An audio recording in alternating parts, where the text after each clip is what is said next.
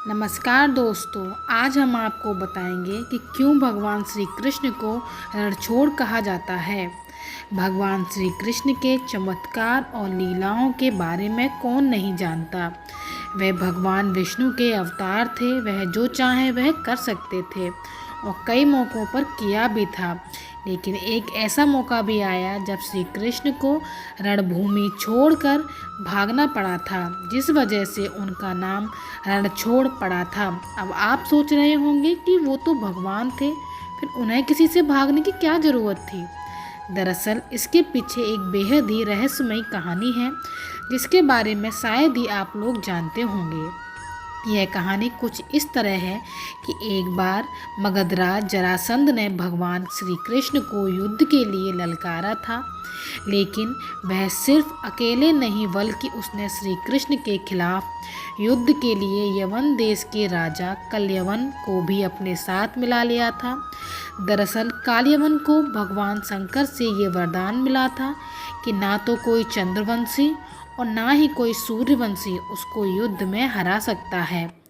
उसे ना तो कोई हथियार मार सकता है और ना ही कोई अपने बल से हरा सकता है। भगवान शंकर से मिले वरदान की वजह से कल्यवन खुद को अमर और अजय समझने लगा था। उससे लगने लगा था कि कोई भी उसे युद्ध में हरा नहीं सकता और ना ही कोई उसे मार सकता है। जरासंध के कहने पर कल्यवन ने अपनी सेना के साथ मथुरा पर आक्रमण कर दिया। अब चूंकि श्री कृष्ण जानते थे कि कल्यवन को वो अपने बल से मार नहीं सकते और ना ही उनका सुदर्शन चक्र कुछ बिगाड़ सकता है, इसलिए वो रणभूमि छोड़कर भाग गए और एक अंधेरी गुफा में पहुंच गए।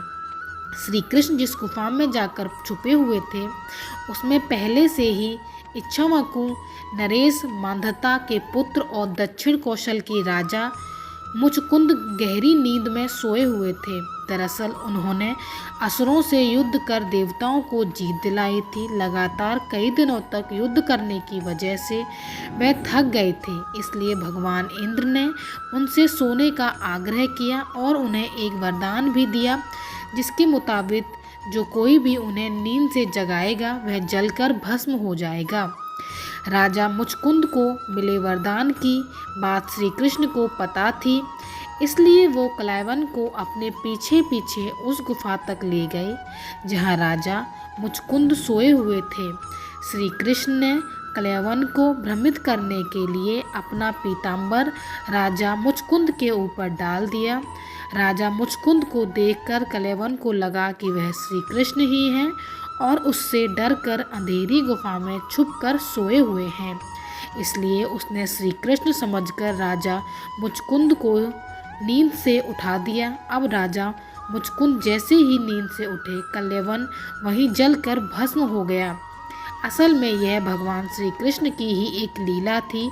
उन्होंने महाभारत के युद्ध में गीता का उपदेश देते हुए कहा भी था कि दृष्टि में जो कुछ भी होता है उन्हीं की इच्छा से होता है, तो जाहिर है कि कल्यवन का अंत भी उन्हीं की इच्छा से हुआ था। तो दोस्तों, इस कारण भगवान श्री कृष्ण को रणछोड़ भी कहा जाता है। तो दोस्तों, कैसी लगी आपको आज की हमारी ये कहानी? कृपया कर हमें कमेंट बॉक्स में लिखकर बताएं और हमारे चैनल को ज़्यादा से ज़्यादा लाइक कीजिए, शेयर कीजिए और सब्सक्राइब कीजिए। धन्यवाद।